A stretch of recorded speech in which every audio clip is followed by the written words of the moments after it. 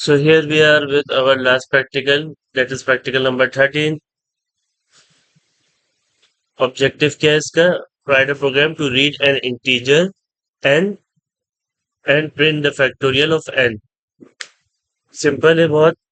कह रहा है एक प्रोग्राम लिखना है सी प्लस प्लस में जो कि एन इंटीजर इनपुट ले सके, यानी एक नंबर इनपुट लिख सके वो यूजर से। कोई भी यूजर कोई भी एक नंबर इनपुट देगा और उसका ये जो है फैक्टोरियल आपको बताएगा। यू नो फैक्टोरियल आप मैथ्स में आप कवर कर चुके होंगे, नहीं तो हम अभी आगे देख लेते हैं। खैर बढ़ते हैं आगे एल्गोरिथम की तरफ।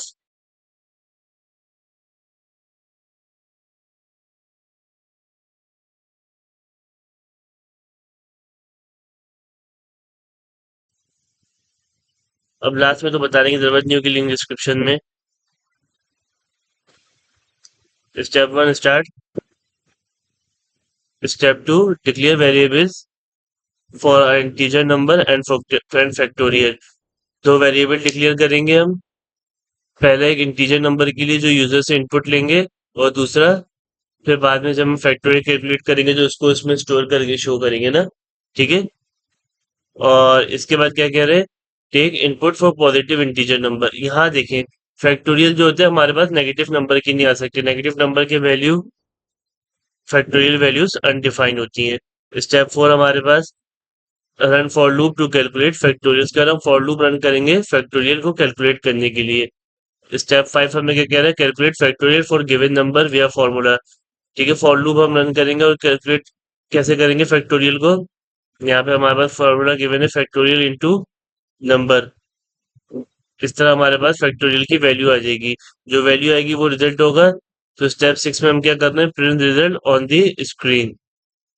ये हमारे पास प्रैक्टिकल नंबर 13 का एजेंडा पूरा हो गया, तो हमने प्रैक्टिकल को स्टॉप कर दिया। अब हम चलते हैं कोड फाइल्स की तरफ। प्रैक्टिकल नंबर 13.cpp ये डाउनलोड किया।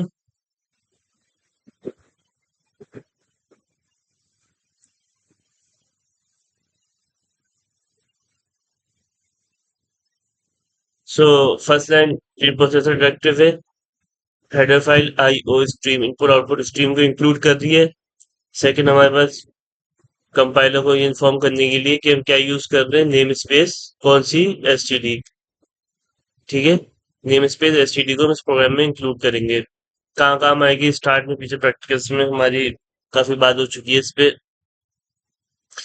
उसके बाद ये मेन फंक्शन है, और प्रोवाइड इसकी वाइड गेट टाइप इसकी इंटीजर। उसके बाद हमने दो वेरिएबल डिक्लेयर किए जो हमने स्टार्ट में एल्गोरिथम में भी हमने बात की। ठीक। और यहाँ एक यूनिकनेस है, ये फर्स्ट टाइम आप ये ऐसा देख रहे होंगे। तो fact is equals to one. यहाँ पे क्या किया? डिक्लेयर करने के बाद उसको वहीं पे इनिशियलाइज भी कर दिया। वरना अभी तक जितने हमने पीछे प्रोग्राम्स किए हैं, ऑलमोस्ट हम 14 प्रोग्राम्स हम पहले कर चुके हैं। 12 एक्चुअल थे और दो अल्टरनेटिव हम पहले कर चुके हैं, तो उनमें कहीं ऐसा सिनेरियो आया नहीं है। हमने क्या किया? डिक्लेयर करने के बाद इनिशियलाइज भी कर दिया है। बाद में हमने इसको करना था, यहाँ पे भी हमने इसको इनिशियलाइज कर दिया। और किससे इनिशियलाइज किया है? दोनों की डेटा टाइप क्या है? इंटीजर है, तो ये वन की क्या है? इंटीजर है। ठीक है। उसके बाद फिर ये दो लाइन जो है आउटपुट को फैंसी करने के लिए हेडिंग दे दी हमने फैक्टोरियल ऑफ अ नंबर।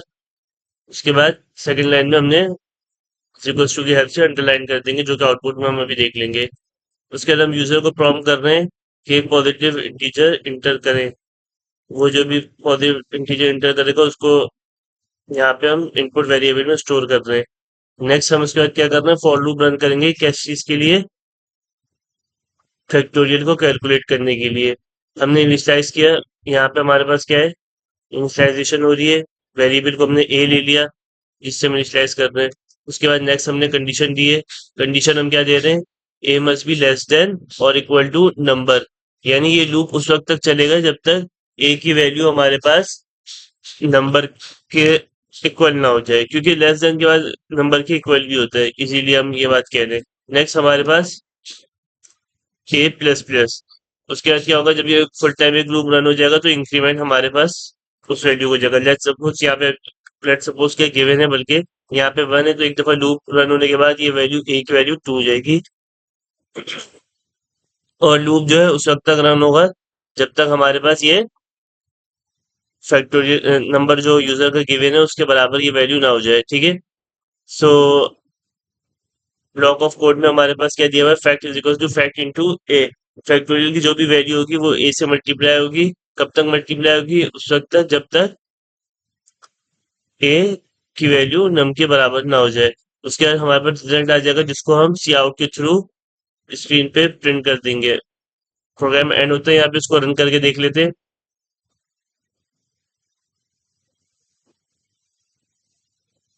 कोई भी रैंडम इंटीजर कर इनपुट दे देते हैं, इसको 3 दे देते, let's suppose. Hit enter.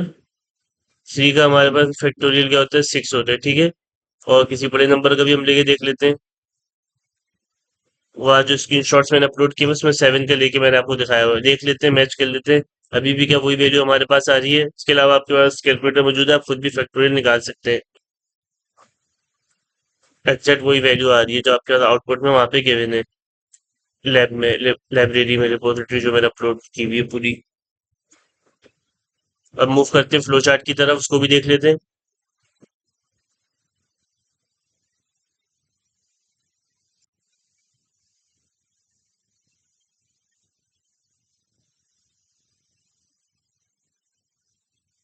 Start.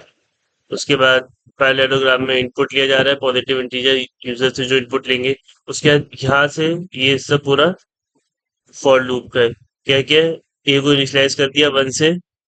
Then उसके बाद कंडीशन हमने जो रखी थी कि ए मस्ट बी लेस देन और इक्वल टू नम, जो यूजर का गिवन नंबर है उसके बराबर होना चाहिए। जब जब ये कंडीशन ट्रू रहेगी तो हमारा ब्लॉक ऑफ कोड रन होगा। वो हमारे पास क्या था, fact is equal to fact into num, ठीक। तो उसके बाद ये हमारे पास करेक्टर्स हैं। वापस यहाँ पे आके कनेक्ट हो जाएगा, यहाँ से दोबारा स्टार्ट होगा, दोबारा लूप चलेगा, उस वक्त तक चलेगा जब तक यूजर की गिवन वैल्यू के मुताबिक हमारे पास नम की वैल्यू ना हो जाए। जैसे ही नम की वैल्यू और ए की वैल्यू बराबर होगी वैसे ही ये टर्मिनेट होगी, यहाँ नो पे आ जाएगा। नो पे आके जो भी हमारे पास आंसर आ चुका होगा स्क्रीन पे प्रिंट हो जाएगा, एंड देन हमारे पास प्रोग्राम एंड हो जाएगा, ठीक है।